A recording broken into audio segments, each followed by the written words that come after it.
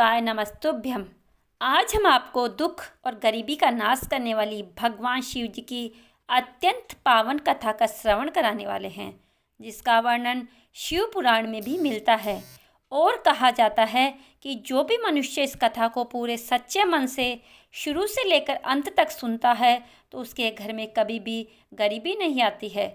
इस कथा का श्रवण करने के बाद रोगी व्यक्ति को अपने रोगों से मुक्ति मिल जाती है। और आपको इस कथा के माध्यम से यह भी बताने वाले हैं कि श्रावण में भगवान शिव जी की कथाओं का श्रवण करने से कौन सा फल मिलता है। इसलिए आप लोग इस कथा का श्रवण शुरू से लेकर अंत तक पूरा करना। और अगर कोई भी व्यक्ति भगवान शिव और माता पार्वती की इस कल्याणकारी कथा का श्रवण करता है तो उसकी भक्ति भगवान शिव के प्रति 100 गुना अधिक बढ़ जाती है। अगर आप भगवान शिव जी के भक्त हैं तो आप भगवान शिव का अनादर ना करें। इस पावन कथा को शुरू करने से पहले अगर आप सभी लोगों ने अभी तक वीडियो को लाइक नहीं किया है तो वीडियो को लाइक अवश्य करें और कमेंट बॉक्स में हर हर महादेव अवश्य लिखें। मित्रों, आप लोगों का ज़्यादा समय नष्ट ना करते हुए कथा को शुरू करते हैं। एक समय की बात है, किसी नगर में एक पंडित रहता था। वह जन्म से ही बहुत गरीब था और वह पंडित अपनी पत्नी और अपने पुत्र के साथ रहता था। उसके पुत्र का नाम सोमनाथ था। वह पंडित प्रतिदिन सुबह उठकर स्नान आदि करने के बाद तुलसी के पौधे पर जल चढ़ाता और वह प्रतिदिन उस नगर के सभी घरों में जाकर कथाएं सुनाता था। लेकिन उस पंडित द्वारा किए गए सभी कार्य उसकी पत्नी को बिल्कुल पसंद नहीं थे, क्योंकि उस पंडित की पत्नी कई वर्षों से भगवान भोलेनाथ का पूजा पाठ किया करती थी और सावन के सभी सोमवारों का उपवास भी रखती थी। लेकिन इतना सब कुछ करने के बाद भी उसे गरीबी का ही सामना करना पड़ रहा था। इसलिए वह पंडित की पत्नी भगवान भोलेनाथ से बहुत ही ज़्यादा नाराज़ हो गई थी और उनकी पूजा पाठ करना सब कुछ छोड़ दिया। इसी तरह से पंडित जब तक युवा था तब तक वह कहीं ना कहीं से भगवान भोलेनाथ की कथा सुनाकर या पूजा पाठ करने के बाद उसे जो भी धन मिलता उसी धन से अपने परिवार का पालन पोषण करता था। फिर एक दिन उस पंडित की पत्नी ने दोबारा भगवान भोलेनाथ की पूजा अर्चना करना शुरू कर दी। वह अपने मन में यह सोचकर भगवान भोलेनाथ की पूजा अर्चना किया करती थी कि एक दिन तो ऐसा आएगा जब मेरी भी सभी मनोकामनाएं पूर्ण होगी, मेरी भी गरीबी दूर होगी। लेकिन उसके द्वारा इतनी पूजा पाठ करने के बाद भी उससे अपनी पूजा पाठ का कोई फल नहीं मिल पा रहा था, जिससे वह बहुत ही ज़्यादा दुखी हो गई और मन ही मन अपने आप को कोसने लगी कि मैंने ऐसा कौन सा पाप किया है जिसकी वजह से इतनी गरीबी का सामना करना पड़ रहा है।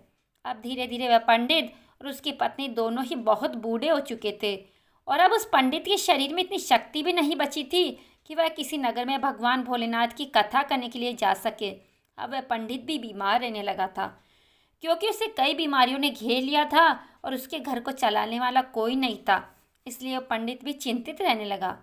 धीरे धीरे उसके घर में खाने को भी कुछ नहीं पड़ा।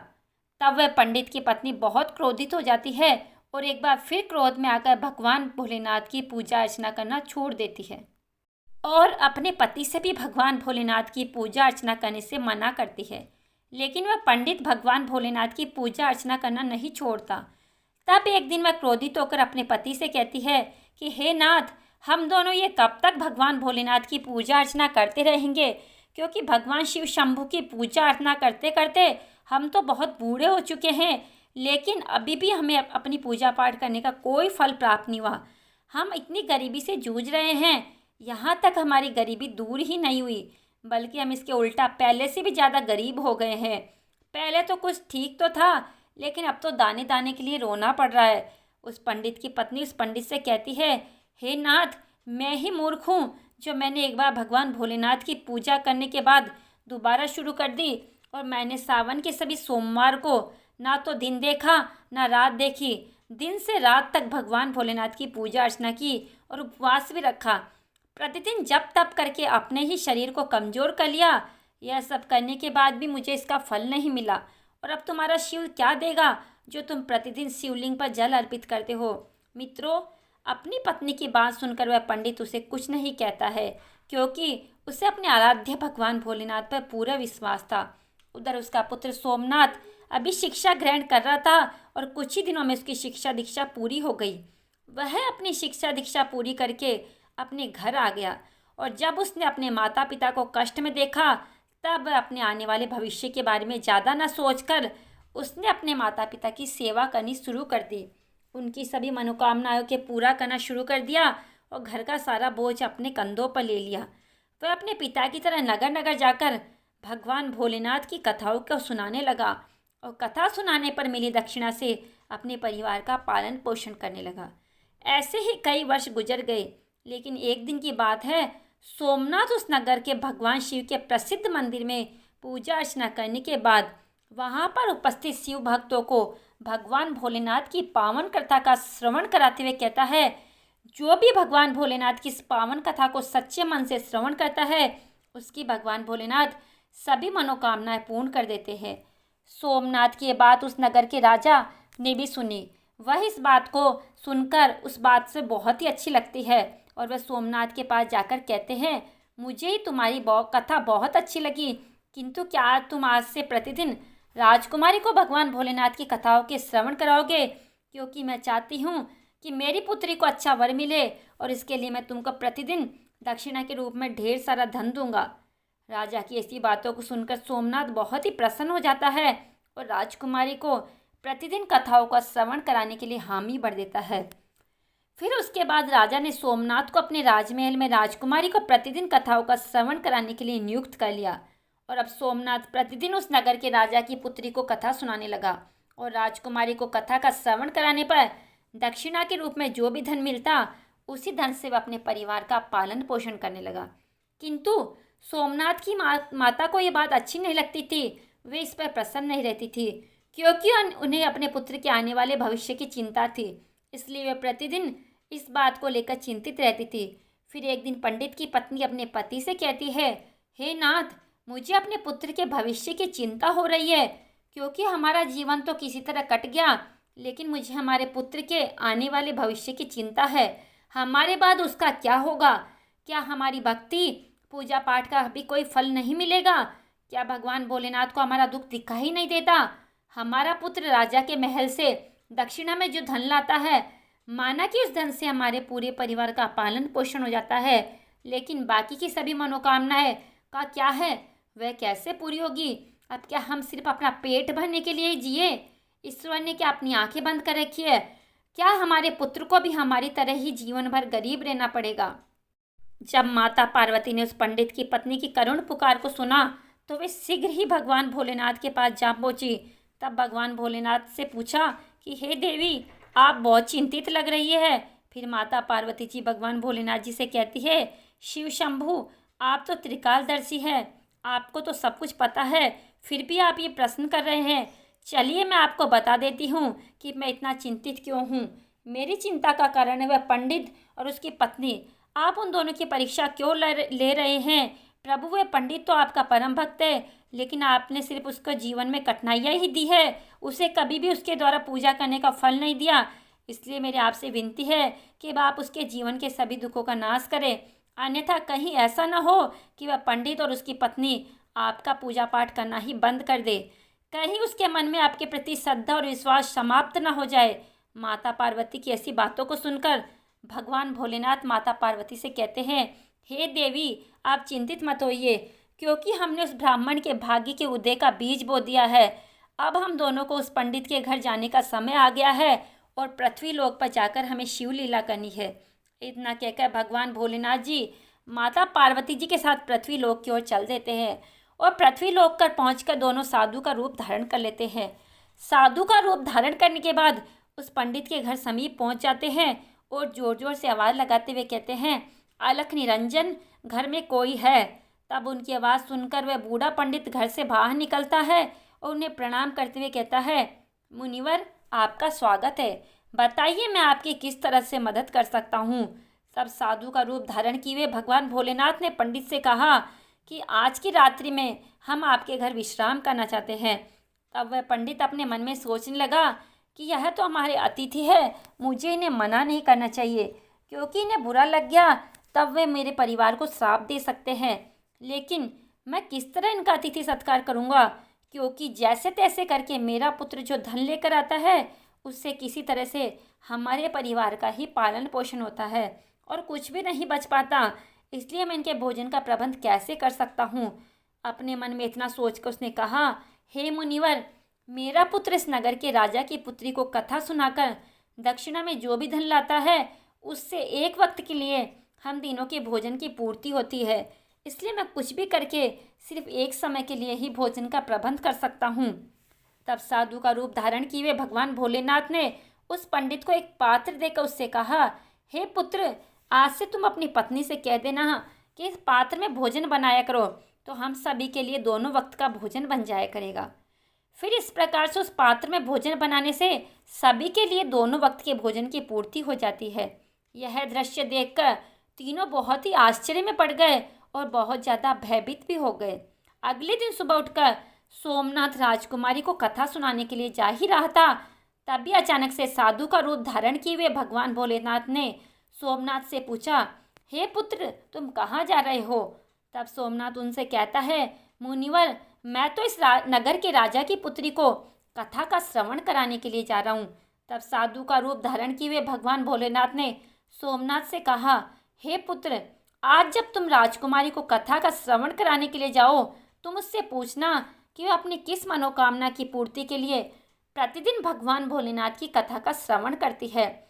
यह सुनकर सोमनाथ राजमहल में पहुंच जाता है और राजकुमारी को कथा का श्रवण कराने लगता है। राजकुमारी को कथा का श्रवण कराने के बाद सोमनाथ उसी प्रश्न को राजकुमारी से पूछता है कि तुम अपनी किस मनोकामना की पूर्ति के लिए प्रतिदिन कथा का श्रवण करती हो।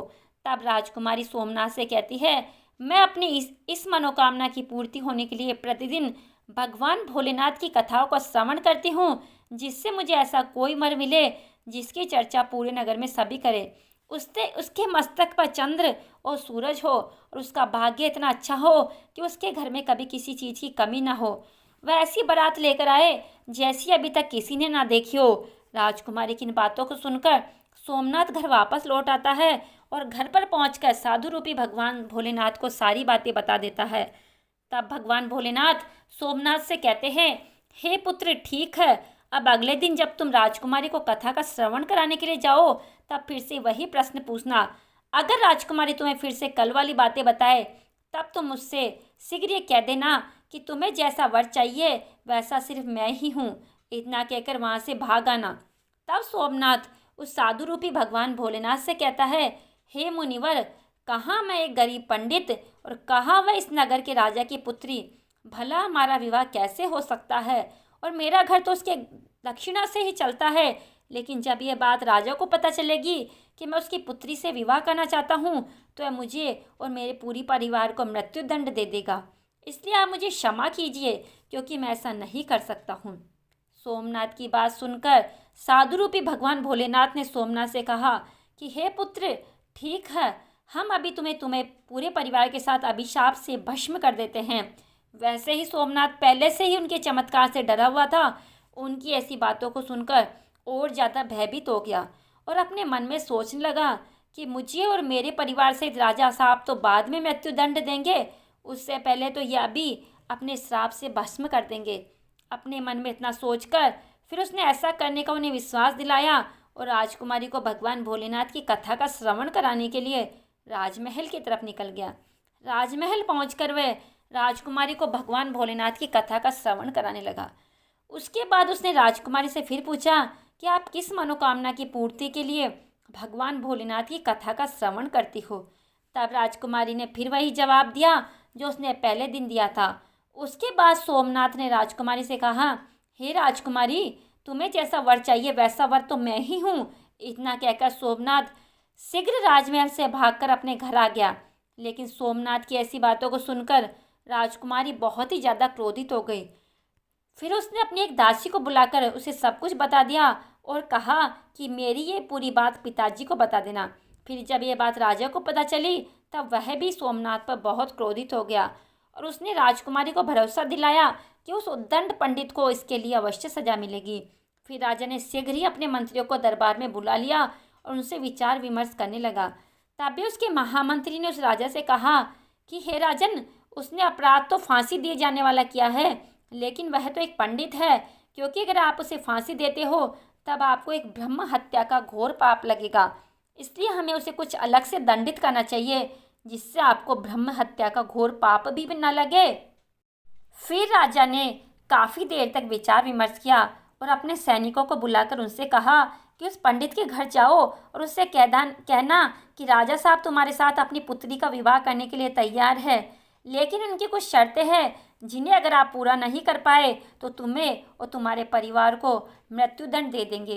राजा साहब की पहली शर्त है कि सभी बारातियों के ठहरने के लिए कई सारे बारात घर बनाए जाए। सभी बारात घर बारातियों से भरे होने चाहिए, कोई भी बारात घर खाली नहीं होना चाहिए। दूसरी शर्त यह है कि बारातियों के अतिथि सत्कार में बनाया गया भोजन बचना नहीं चाहिए। तीसरी शर्त यह है कि ऐसी अद्भुत बारात होनी चाहिए जिसकी प्रशंसा इस नगर के सभी लोग करें, और अगर बारात के पहुंचने पर हमारी कोई भी शर्त अधूरी पाई जाती है तब बारात में आए इन सभी बारातियों को मृत्युदंड दे दिया जाएगा। राजा का आदेश पाकर वे सैनिक सोमनाथ के घर की तरफ निकल जाते हैं। उधर सोमनाथ घर पहुंचकर साधु रूपी भगवान भोलेनाथ को सारी बातें बता देता है कि आपके कहे अनुसार राजकुमारी बहुत ही क्रोधित हो गई, अब शीघ्र ही फांसी का संदेश पहुंचने वाला है। इतने में राजा के सैनिक जोर जोर से दरवाज़ा खटखटाने लगते हैं। दरवाज़ा खटखटाने की आवाज़ सुनकर सोमनाथ के पिता दरवाज़ा खोलते हैं। तब वे सैनिक उसके पिता से कहते हैं, क्या तुम्हारा ही पुत्र राजकुमारी से विवाह करना चाहता है? चलो ठीक है। राजा साहब ने भी अपनी पुत्री से विवाह करने के लिए अनुमति दे दी, लेकिन राजा साहब की कुछ शर्तें हैं जिन्हें पूरा करना ही पड़ेगा, नहीं तो तुम्हारे परिवार को मृत्युदंड दे दिया जाएगा। उन सैनिकों की बात सुनकर सोमनाथ के पिता बहुत भयभीत हो जाते हैं और उनसे कहते हैं, हे सैनिकों, हमें राजा साहब की किन शर्तों को पूरा करना पड़ेगा, उन शर्तों को हमें बताने का कष्ट करें। तब राजा के वे सैनिक सोमनाथ के पिता से कहते हैं, हे ब्राह्मण, राजा साहब की पहली शर्त है सभी बारातियों के ठहरने के लिए कई सारे बारात घर बनाए जाए। सभी बारात घर बारातियों से भरे होने चाहिए, कोई भी बारात घर खाली नहीं बसना चाहिए। दूसरी शर्त यह है कि बारातियों के अतिथि सत्कार में बनाया गया भोजन बचना नहीं चाहिए। और तीसरी शर्त यह है कि ऐसी अद्भुत बारात होनी चाहिए जिसकी प्रशंसा इस नगर के सभी लोग करें, और अगर बारात के पहुंचने पर हमारी कोई भी शर्त अधूरी पाई जाती है तब बारात में आए हुए सभी बारातियों को भी मृत्युदंड दे दिया जाएगा। राजा के सैनिकों की बात सुनकर सोमनाथ और उसके पिता बहुत भयभीत हो जाते हैं, यहाँ तक कि उनके हाथ पैर भी कांपने लगते हैं। तब साधु रूपी भगवान भोलेनाथ ने कहा कि तुम मत डरो, बल्कि अपना उत्तर देकर राजा के सैनिकों को विदा करो कि आप विवाह की तैयारी शुरू करें। हम बारात वाले दिन बारात लेकर पहुंच जाएंगे। फिर सोमनाथ ने अपना उत्तर उन सैनिकों को बताकर उन्हें विदा कर दिया और वह सैनिक राजमहल पहुंचकर राजा को सारी बातें सुना देते हैं। लेकिन जब राजा को सोमनाथ की तरफ से सकारात्मक उत्तर प्राप्त होता है तो बड़े ही आश्चर्य में पड़ जाता है और मन में सोचने लगता है, आखिर वह गरीब पंडित किसके भरोसे पर इतनी दुर्लभ शर्त के बावजूद भी मेरी पुत्री से विवाह करने के लिए तैयार है? क्या मेरा कोई दुश्मन उसका साथ दे रहा है? इसी तरह के कई विचार उसके मन में उठते रहते हैं। उसके बाद उसने उस नगर के कई घरों को बारात घर की तरफ सजवा दिया और कई सारे तंबू का प्रबंध भी करा दिया। राजा ये सोच कर रहा था कि कहीं वह पंडित इतने अधिक बारातियों को ला पाएगा और जब अधिक बाराती ना आने पर वह मेरी शर्त हार जाएगा, फिर वह उसे पूरे परिवार सहित मृत्युदंड दे देगा। इधर सोमनाथ उस नगर के जिससे भी अपनी बारात में चलने के लिए कहता था वह कहकर मना कर देता था कि नहीं, मुझे इतनी जल्दी नहीं मानना है, तुम्हारा तो अंतिम समय निकट आ गया है, इसलिए हम तुम्हारे साथ बारात में मरने के लिए क्यों जाए। उन सभी की ऐसी बातों को सुनकर सोमनाथ बहुत ही परेशान रहने लगा, क्योंकि अभी तक उसके साथ बारात में चलने के लिए कोई भी व्यक्ति तैयार नहीं हुआ था।